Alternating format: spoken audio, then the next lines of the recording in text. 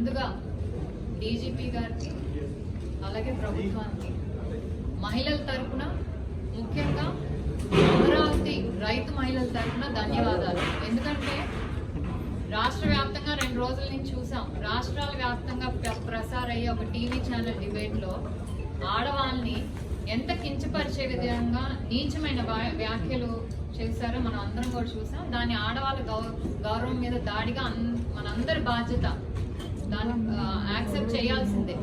అలాంటిది కంప్లైంట్ ఇవ్వగానే వెంటనే ఎఫ్ఐఆర్ చేసి యాక్షన్ తీసుకున్నందుకు ముందుగా పోలీసు వాళ్ళకి మహిళల తరఫున, రాష్ట్ర వ్యాప్త మహిళల తరఫున కూడా మహిళా కమిషన్ కృతజ్ఞతలు తెలుపుతారు. ఎందుకంటే గత 5 ఏళ్లలో ఇది ఒక సంస్కృతి అయిపోయింది.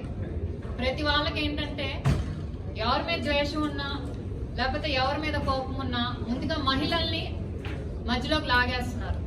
ఒక మహిళల అభిమానాల మీద దాడి చేయటం అనేది సర్వసాధారణ అయిపోయింది ఆంధ్రప్రదేశ్లో గత 5 ఏళ్లలో కూడా.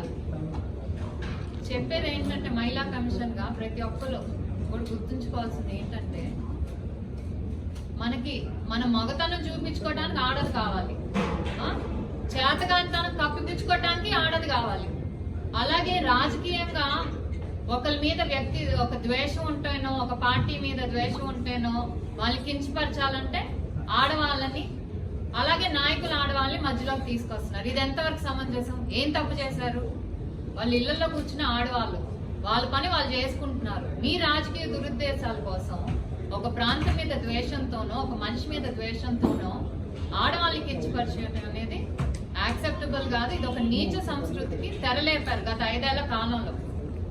ఇప్పుడు ఇది జరుగుతుందంటే, ప్రభుత్వం మారాక ఇది జరుగుతుందంటే, ఎందుకంటే గత 5 ఏళ్లలో శిక్ష పడలేదు వాళ్ళకి, ఎవరు కూడా శిక్ష పడలేదు. ఇష్టం వచ్చినట్టు ఏదైతే కొన్ని రాజకీయ పార్టీల ముసుగులో కొన్ని మీడియా ఛానల్స్ ఏవైతే ఉన్నాయో వాళ్ళందరూ కూడా ఇష్టం వచ్చినట్టు మాట్లాడారు. కానీ ఎవరు యాక్షన్ తీసుకోవాలి. అప్పుడు ప్రభుత్వం కానివ్వండి, మహిళా కమిషన్ కానీ ఎవరు యాక్షన్ తీసుకోవాలి.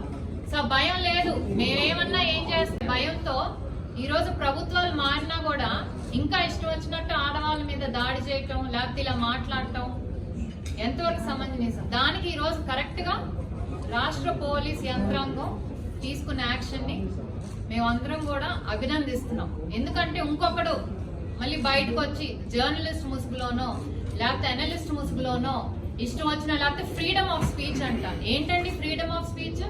ఫ్రీడమ్ ఆఫ్ స్పీచ్ అంటే ఇష్టం వచ్చినట్టు మాట్లాడతారు ఆడవాళ్ళ మీద. ఇదే మాట మీ ఇంట్లో ఆడవాళ్ళ మీద అంటే మేము ఫ్రీడమ్ ఆఫ్ స్పీచ్ అంటే మీరు ఊరుకుంటారా? ఊరుకోరు కదా. అలాంటిది మూకుమ్మడిగా మహిళల్ని, రాజధాని అంటే అది ఆంధ్రప్రదేశ్ రాజధాని అండి, కేవలం అమరావతికి సంబంధించో గుంటూరు కృష్ణా జిల్లాకు సంబంధించో కాదు, ఆంధ్ర రాష్ట్ర రాజధాని. మీరు క్యాపిటల్ ఆఫ్ ఆ పదం వాడలేను, వేశ్యల రాజధాని అన్నారంటే మీరు రాష్ట్రంలో ఉన్న మహిళలందరినీ అవమానించారు. అది మీరు గుర్తుపెట్టుకోవాలి. పైగా అపాలజీ చెప్పారు. ఏం అపాలజీ చెప్పారండి?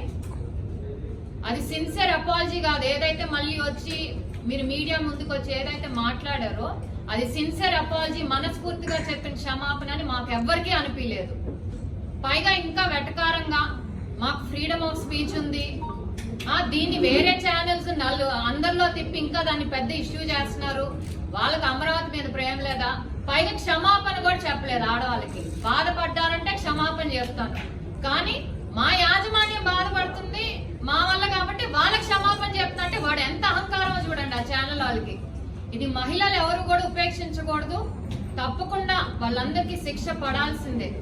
అలాగే అంటే ఒక ట్వీట్ పెట్టే ఇన్సిడెంట్ జరిగింది అవుతుంది, ఇది మా నోటీస్ కి వచ్చింది. దాన్ని ఆ రోజే మేము సుమోటోగా తీసుకొని 2 రోజుల నుంచి ఆఫీస్ వర్క్ చేస్తూనే ఉంది. దీన్ని ఎలా తీసుకెళ్ళాలి, ఎందుకంటే లూప్ హోల్స్ అనేది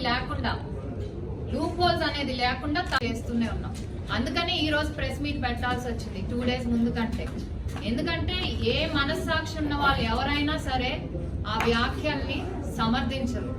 ప్రతి ఒక్కరు కూడా రాష్ట్ర వ్యాప్తంగా, దేశవ్యాప్తంగానే ఎక్కడైనా తెలుగు వాళ్ళు ఉన్నారో అందరూ కూడా నిరసనలు తెలిపారు, ఇర్రెస్పెక్టివ్ ఆఫ్ పార్టీస్. ఇదంతా ఇంకోటి కూడా చూస్తే మన మహిళల ఇష్యూ మెయిన్ హైలైట్ అని కాబట్టి కమ్యూనల్ ఇష్యూస్ కూడా తీసుకొచ్చాడు. రాజధాని ఏంటి, అలా ముస్లిం దేవుడు అనుకోవాలా? అసలు